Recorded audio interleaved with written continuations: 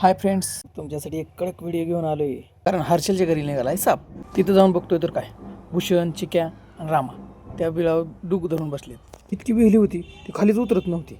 मी अक्षरशः स्वतः धाडस केलं, तिथील बिळापाशी गेलो, स्वच्छता केली आणि साप कसा बाहेर येईल याचा प्रयत्न केला. तरी सापाचा तपास लागला. मी शेवटी टिकाव घेतला आणि उकरायला चालू केलं, तरी साप दिसेना.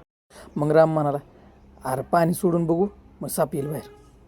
आणि मग सोडलं की बिळात पाणी आणि पाईप टाकून बसले की वाट बघत साप बाहेर यायची.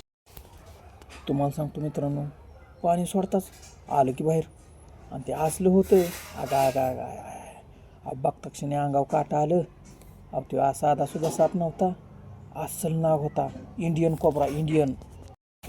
पाणी आटल्यामुळं परत आत गेला. मी परत पाणी धरून बसलो. आईच्या गावात, अरे ते माझ्याच पायापाशी निघालं. अरे माझा थरकाप उडाला. आईला वाचलो.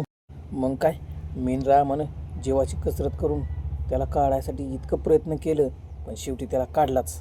त्याला बाहेर काढला तर बघतो काय, अरे ते 4.5 फुटाचं निघालं.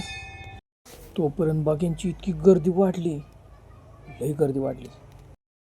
मग रामानं त्याला नेला, पाण्यानं धुतला, त्याला शांत केला. जे लोक सापाला बघायला आले होते त्यांना सापाविषयी माहिती सांगितली आणि नंतर सापाला नेण्यासाठी एक मोठी प्लॅस्टिकची बाटली आणायला रामाने सांगितली.